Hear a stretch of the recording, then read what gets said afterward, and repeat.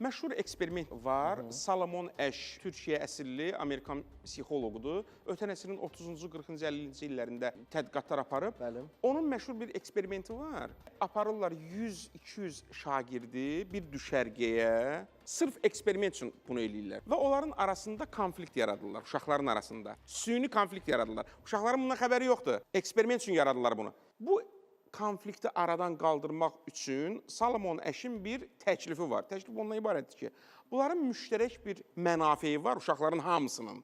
Hamısını yönəldək, ortaq məxrəcə o problemi həll etsinlər. Hamısı bir yerdə. Nə eləyirlər? Bunlar səhər dururlar, idman eləyirlər, qaçırlar, futbol oynayırlar və s. acırlar günorta vaxtı.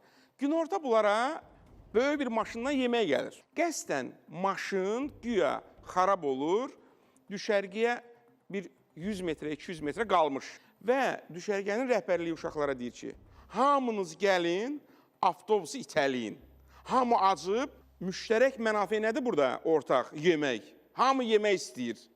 Hamı gəlir və burada onlar sanki ayrılırlar ki, biz hamımızın ortaq bir məxrəcimiz var, yemək. Və gəlirlər, avtobusu maşını itəliyirlər, gedir. Salomon Asch deyir ki, bu nöqtələrə sonra sinif otağında bu eksperimentləri aparırlar. Beləcə uşaqların qəlblərini, bayaq Cüneyt xanım o qəlb sözünü işlətdi, bir-birinə yaxınlaşdırırlar. Fikir verin, gör necə eksperimentlər gedir ki, tək nəticəni ala bilsinlər. %100 nəticə olacaq. Bizim Azərbaycan uşaqları, mən düşünmürəm, digər ölkələrin uşaqlarından daha aqressiv, daha ipə-sapa yatmayan olsunlar. Yox, sadəcə olaraq bu eksperimentləri aparmaq lazımdır. Bu işlər görülməlidir məktəbdə.